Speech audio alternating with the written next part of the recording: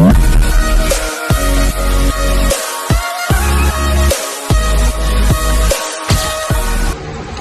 what's up guys? Welcome to my vlog and you are here, Deck Channel.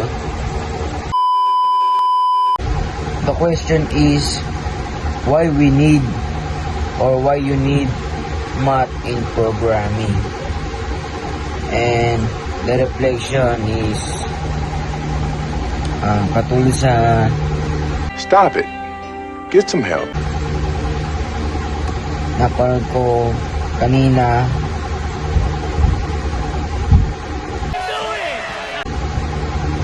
sa YouTube na sininig.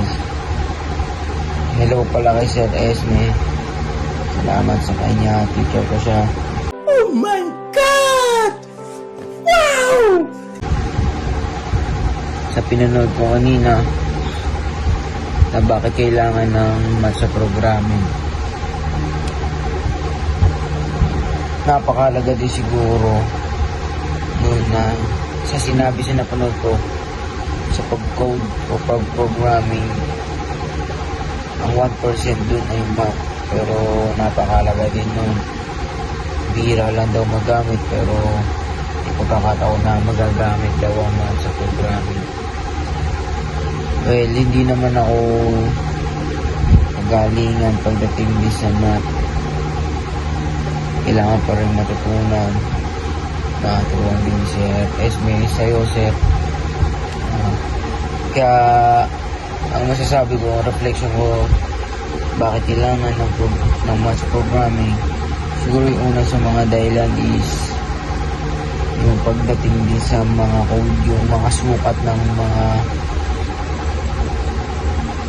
sukat sa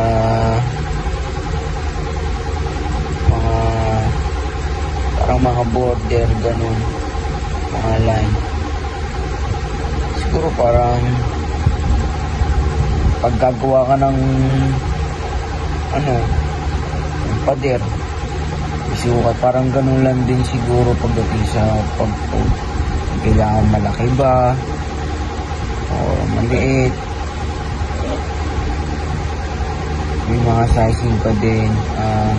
Katulad sa napanood ko kanina yung sa may donut, kung paano gawin math, mga symbols, itsura ng donut, tapos pagalawin yung wala talaga akong idea kung paano gawin yun. Wala talaga akong alam.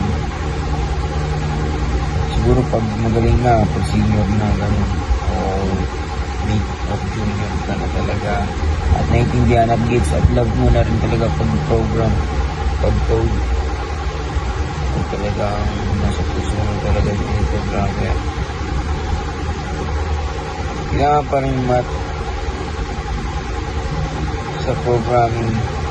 Hindi pa naman ako ganun kalawak sa pag-aaral ng mga programming. Wala pa akong nakikita o natuturo pa sa akin ng iba, nag-vision man lang, siguro sa mga napapanood lang, pero hindi literal na pinapanood talaga na ganun all the time, math na programming, hindi talaga ganun. Siguro darating din sa panahon na kung paano gamitin ang math sa programming, sa pag-code, na makikita ko talaga at matuto. At yun yung reflection ko. Salamat sa iyo, Sir Esme. Hindi kita makakalimutan. And dito na nagtatapos ang aking vlog at sinuot ko na reflection sa tanong why you need math in programming. At ito na ang uling sagot ko sa reflection. At dito na nagtatapos. Peace out.